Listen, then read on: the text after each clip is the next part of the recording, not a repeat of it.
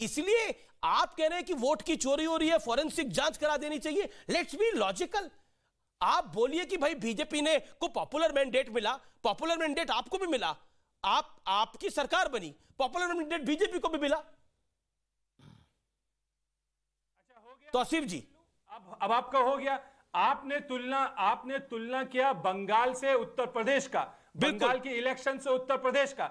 बंगाल के इलेक्शन में central government, BJP वालों का यह इल्जाम था कि स्टेट पुलिस बंगाल गवर्नमेंट को यानी कि तृणमूल को फेवर कर रही है। उत्तर प्रदेश में ऐसा नहीं था। उत्तर प्रदेश में इल्जाम था कि स्टेट भी और सेंटर भी दोनों मिलकर के बीजेपी को फेवर कर रहा है। दूसरी बात, उत्तर प्रदेश में कितने फेजेस में इलेक्शन हुए और बंगाल में कितने फेजेस में इलेक्शन हुए? बंगाल का जितना साइज है, बंगाल से जितने एमपी पार्लियामेंट जाते हैं और उत्तर प्रदेश से जितने एमपी पार्लियामेंट को जाते हैं, आप उसको गिन लीजिए। ठीक है, उसके कंपैरिजन में कितने फेजेस में इलेक्शन होने चाहिए था उत्तर प्रदेश का? डबल फेजेस में इलेक्शन होने चाहिए था। और आज ममता बनर्जी ने आज जो बात बोली है, मैं उस पर भी आऊंगा कांग्रेस के बारे में, लेकिन पहले शहजाद आप सुप्रीम कोर्ट ने भी जिस प्रकार से बंगाल ने, तौसीफ जी देखिए, जिस प्रकार से ममता बनर्जी के शासनकाल में वहां पर जो हिंसा होती है और राजनीतिक हिंसा होती है, इसके बारे में सुप्रीम कोर्ट ने भी टिप्पणियां की है। तो क्या आप सुप्रीम कोर्ट के खिलाफ भी अविश्वास है? देखिए, प्रॉब्लम यह है कि जो भी इस प्रकार की पार्टियां हैं, समाजवादी पार्टी, कांग्रेस पार्टी, तृणमूल कांग्रेस, जैसे ही जीत कहीं पर होती है तो इनको संविधान में भरोसा आता है, सुप्रीम कोर्ट पर भरोसा रहता है, कॉन्स्टिट्यूशनल इंस्टीट्यूशंस पर भरोसा रहता है। अगर हार हो जाती है तो ये ईवीएम को दोष देते हैं, ये कभी संवैधानिक संस्थाओं को दोष देते हैं, इलेक्शन कमीशन को दोष देते हैं। देखिए, दिक्कत यही है ना कि अपने नेताओं को दोष से बचाने के लिए संवैधानिक संस्थाओं पर सवाल उठाना। पर मेरा सवाल सिर्फ इतना, देखिए, मुझे लगता है संवैधानिक संस्थाओं को लेकर, अच्छा, ईवीएम के खिलाफ किताब किसने लिखा था? सर, उसके बाद सुप्रीम कोर्ट ने फैसला भी सुनाया था, उसमें वीवीपैट भी जुड़ गए हैं। अगर आप आज भी, तो मुझे बताइए, आपको ईवीएम पर भरोसा नहीं है तो चलिए बंगाल के ईवीएम की भी फॉरेंसिक जांच की मांग कर दीजिए। आप बंगाल में भी फॉरेंसिक जांच की मांग कर दीजिए, आप दिल्ली में भी कर दीजिए, आप पंजाब में भी कर दीजिए। ईवीएम पर डिस्कशन नहीं, वेस्ट ऑफ टाइम। देखिए, ईवीएम पर डिस्कशन जो है वेस्ट ऑफ टाइम है, आप भी जानते हैं। लेकिन मैं एक महत्वपूर्ण बात पे आता हूं। ममता जी ने कई बातें बोली, उसमें बोला कांग्रेस पर निर्भर होने से कुछ नहीं होगा। कांग्रेस अपनी विश्वसनीयता खो चुकी है। क्यों आपको लगता है कांग्रेस की स्थिति ऐसी है? उन्होंने पहले कहा था कि पार्ट टाइम पॉलिटिशियन से कांग्रेस नहीं चलेगी, जो राहुल गांधी के संदर्भ में उन्होंने कहा था, और शरद राव पवार ने भी इसी तरफ इशारा किया है, यही बात बोली है। कांग्रेस इतिहास है। अब देखिए, कांग्रेस को लेकर के पहले भी बयान आ चुके हैं। अगर आप उनका इलेक्शन में परफॉर्मेंस देखेंगे, यहां तो अभी G23 जिसे बोलते हैं, उन लोग आपस में भी उनका चर्चा है कि इंट्रोस्पेक्शन का जमाना चला गया। ये कांग्रेस उस बारे में क्या फैसला लेगी वो उनका अपना मामला है। लेकिन अगर लोगों के एक्सपेक्टेशन से अगर कांग्रेस परफॉर्म नहीं करेगी तो उस पर तो सवाल खड़ा किया ही जाएगा।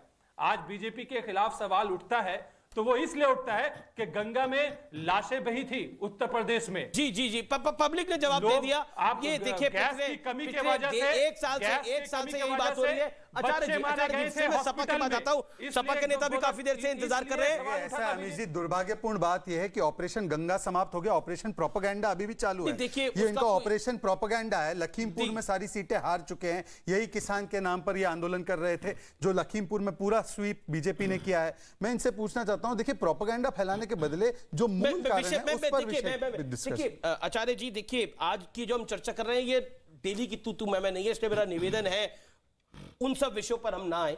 क्या आपको लगता है आचार्य जी, जो ममता बनर्जी कह रही है, जो शरद राव पवार कह रहे हैं, वो कांग्रेस के लिए एक बड़ा सवाल खड़ा कर रहे हैं? उनका स्पष्ट रूप से मानना है कि कांग्रेस के दिन अब लद चुके हैं, और इसी बंगाल में आप ममता बनर्जी की जीत पे खुश हो रहे थे। आप कह रहे थे देखिए बीजेपी ने सरकार नहीं बनाई, आपका शून्य आया। देखिए अमीश देवगन जी, राजनीति में लोग अदलते बदलते रहते हैं, पाला भी बदलते रहते हैं। ममता बनर्जी की जो पार्टी है वो भी कांग्रेस, ममता बनर्जी भी कांग्रेस पार्टी की एक अहम सदस्य थी। बहुत दिनों तक उनके छात्र जीवन से लेकर वो कांग्रेस में रहीं। उसके बाद वो अलग पार्टी बनाकर शरद पवार जी ने भी अलग पार्टी बनाई। ऐसे ही बहुत सी पार्टियां हैं जो कांग्रेस से निकली हैं, और रीजनल पार्टीज को कांग्रेस पार्टी ने हमेशा मदद की है, चाहे वो समाजवादी पार्टी रही हो, चाहे वो लालू जी की पार्टी रही हो, चाहे वो ममता जी की पार्टी रही। ठीक है, हम कांग्रेस पार्टी ने सबकी मदद की है। लेकिन विडंबना ये है है कि बीजेपी से लड़ने से ज्यादा ये रीजनल पार्टियां सबसे पहले कांग्रेस को खत्म करना चाहती हैं। ठीक है, उनका अपनी पार्टी की लाइन हो सकती है। मैं दो बातें कह के अपनी बात को पूरा करूंगा। अब रीजनल पार्टी कौन सी कांग्रेस को खत्म करना चाहेगी? उत्तर प्रदेश में कांग्रेस का जनाधार नहीं है, बिहार में कांग्रेस का जनाधार नहीं है, बंगाल के अंदर आप ममता बनर्जी की जीत पे खुश हो रहे थे। अब सुनिए, अब पूरी कहानी सुनिए। महाराष्ट्र के अंदर आपको शरद राव पवार ने बोला कि आप शिवसेना के साथ चले जाइए, वहां चले गए। दिल्ली में आपने अरविंद केजरीवाल को आप ही ने खड़ा करा सरकार बनवाकर। तो कांग्रेस का जनाधार की स्थिति का आप देखिए ना, वो क्या रहा है। अमीश देवगन जी, पंजाब में आम आदमी पार्टी का जनाधार था क्या? और जब लेफ्ट का कब्जा था वेस्ट बंगाल में, तो क्या टीएमसी का जनाधार था क्या? जनतंत्र में सारी शक्तियां जनता में निहित होती हैं। जनता जिसे चाहती है सिंहासन पर बैठा देती है और जनता जिसे चाहती है सिंहासन से उतार देती है। आप बताइए ना, यूपी के अंदर कांग्रेस कब से नहीं आई? आप बताइए। 30 साल से ज्यादा हो गए। 32 साल हो गए। बिहार के अंदर कितने साल हो गए? अच्छा, बंगाल के अंदर कितने साल हो गए? गुजरात के अंदर कितने साल हो गए? सुनिए ना, 32 साल से उत्तर प्रदेश में कांग्रेस नहीं है, लेकिन 2009 के अंदर यही उत्तर प्रदेश था। 22 सांसद दिए कांग्रेस ने। और सुनिए, आज भी हम बहुजन समाज पार्टी एक सीट पे जीती है, हम तो उससे डबल पार्टी हैं, हम तो 2 हैं। तो अगर आप ये कहो कि एक मिनट, अगर मायावती जी के लिए आप ये कहो, सुनिए, ये कहो कि मायावती जी की 1 सीट है, कांग्रेस की तो उससे डबल है।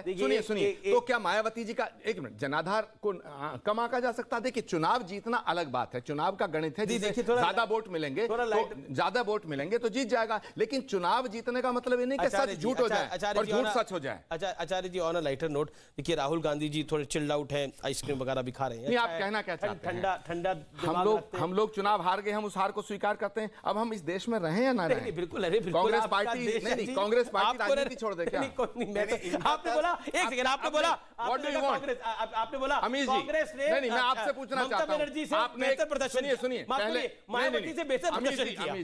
अमीश जी, शहजाद जी, एक सेकंड, मैं बड़ी इंपॉर्टेंट बात कर रहा हूं। आपने एक नैरेटिव बनाया मीडिया ने, और